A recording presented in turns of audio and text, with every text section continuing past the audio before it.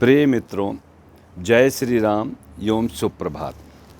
दोस्तों, आज मैं वीडियो थोड़ा देर से बना रहा हूँ कि आज संडे का दिन था, तो मैं भी आलस्यवश कह लो या छुट्टी का दिन था, तो थोड़ा सा देर से उठा हूँ और मन में एकाएक आ गया कि मैं आज कुछ मैसेज जो हमें अच्छा लगता है और हमारे सबके जीवन के लिए बहुत महत्वपूर्ण है, उस विषय पे एक छोटा सा वीडियो बनाऊं।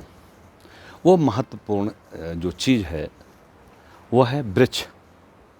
दोस्तों, पौधे, वृक्ष, फूल, ये सारी चीज़ें हम लोगों के जीवन के लिए बहुत महत्वपूर्ण हैं और इनकी तुलना तो संतों से की गई है।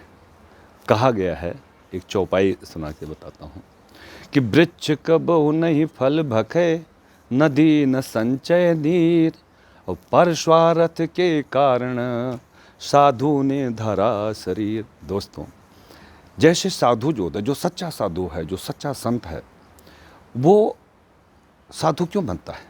वो समाज की भलाई के लिए सारा जीवन समाज को समर्पित कर देता है, अपने लिए कुछ भी नहीं रखता है।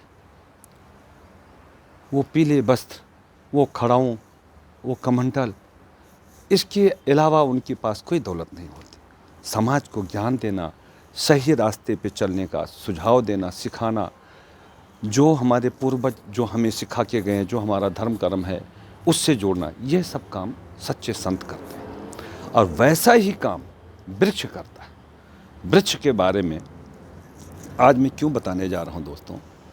मैं किनकी गांव का रहने वाला हूँ, डिस्ट्रिक्ट गोंडा, विलेज किनकी, और वहीं से आकर के मैं यहाँ बिजनेस व्यापार करके आज अच्छा खासा बिजनेस कर रहा हूँ। तो उस गांव में अभी मेरी माताजी की जब डेथ हुई थी तो मैं गया, तो वहाँ कई लोग कार से आ रहे थे, तो उनके कार में जो रास्ते में कांटे, जो बांस थे, वो लटके हुए थे और उनकी गाड़ियों को निशान छोड़ दिए, काफ़ी नुकसान हुआ। तो लोगों ने कहा यार बड़ी झाड़ियाँ हैं। मैंने जा कर के देखा, अवलोकन किया, ये सब ईश्वरीय कृपा थी।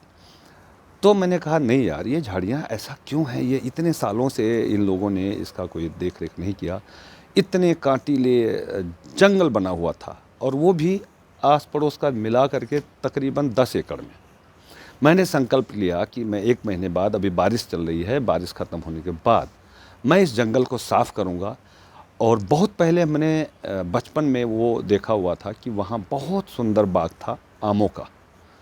6 साल का जब मैं था, मुझे ध्यान आ रहा है कि मैं दौड़ के, जैसे हवा चलती थी, दौड़ के जाता तो ढेर सारे आम वहाँ से उठा के लाता था, बीन के लाता था, जो पके हुए आम ज़मीन पे गिरते थे। दोस्तों, वो चीज़ मुझे याद आई, तो मैंने सोचा क्यों ना सबसे सहमति लेकर और इस झाड़ियों को ख़त्म करें।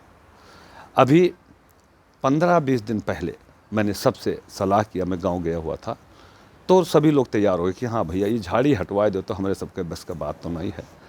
तो मैंने वहाँ जेसीबी चलवा करके करीब 10 दिन तक जेसीबी चली, उस सारे कटीले जंगल को, बांस की जड़ों को, सबको उखाड़ के फेंक दिया, और वहाँ ट्रैक्टर चला के, रूटावेटर चला करके उस जगह को प्लेन किया। और अब मैं 2 तारीख को वहाँ पे पेड़ लगाने जा रहा हूँ और सुंदर बाग बनाने जा रहा हूँ आम का। तकरीबन मेरा विचार है कि 500 पेड़ लगाएं। तो 2 तारीख को सवेरे 9 बजे मैं वहाँ वृक्षारोपण करने जा रहा हूँ, आम के बाग का शुभारंभ करने जा रहा हूँ।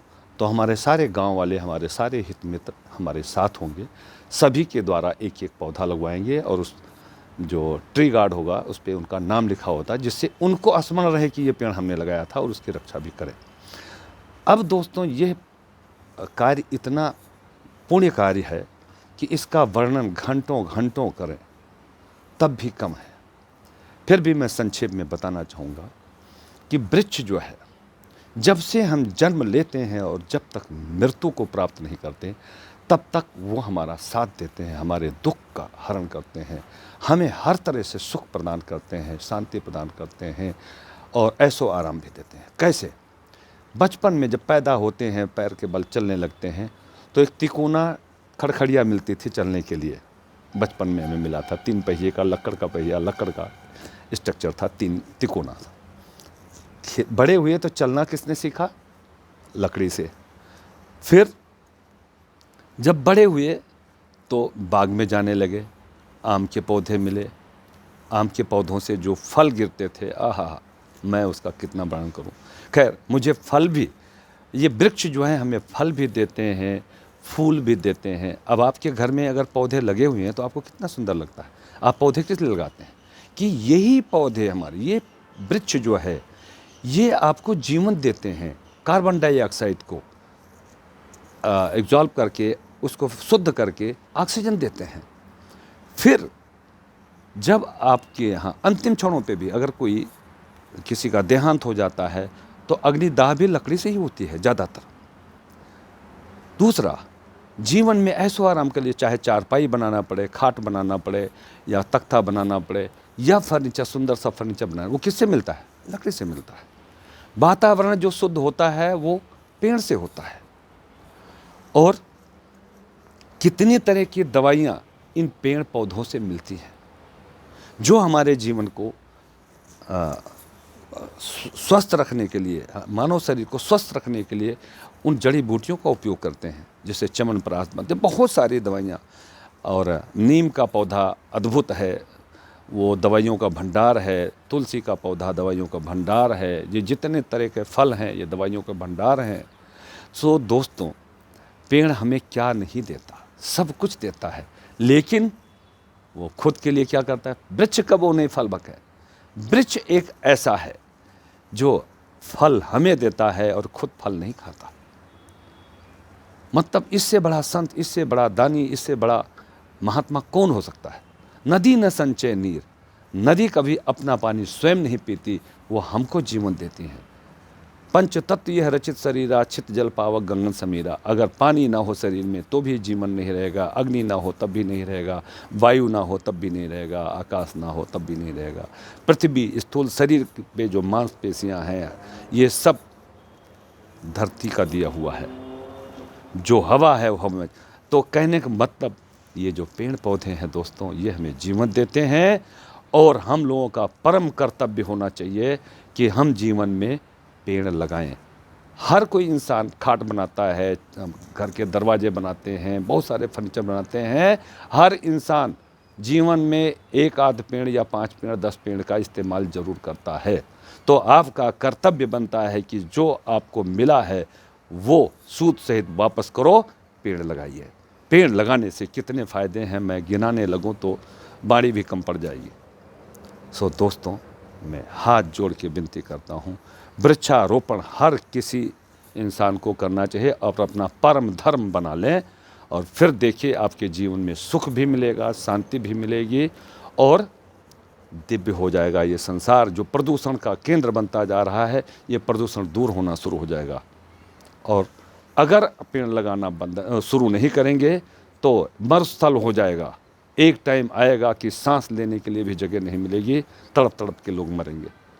सो वो दिन ना आए, इसके लिए हम वातावरण को शुद्ध करने के लिए, फल के लिए, लकड़ी के लिए, सुंदर फर्नीचर बनाने के लिए, ये सारी सुविधाएं अगर आपको चाहिए जीवन में, तो पेड़ जरूर लगावें। देंगे तो ही मिलेगा। सो दोस्तों, मैं ज़्यादा ना करके कह के मैं अपनी वाणी को विश्राम देता हूँ। आपसे प्रार्थना करता हूँ, करबद्ध प्रार्थना करता हूँ कि पेड़ जीवन में ज़रूर लगाएं। 2 तारीख को मैं वृक्षारोपण करने जा रहा हूँ। उससे पहले पिछले साल भी हमने 1000 पेड़ लगाए थे, और निरंतर पेड़ पौधों से मैं आनंद प्राप्त करता हूँ। गली कूचे जहाँ मैं चाहता हूँ वहाँ पेड़ लगाता हूँ। अपने फैक्ट्री के बाहर बढ़िया बढ़िया पौधे लगाए हुए हैं, सुंदर वातावरण है घर पे भी। सो जय श्री राम, आपका दिन शुभ हो। देरी के लिए क्षमा चाहता हूँ।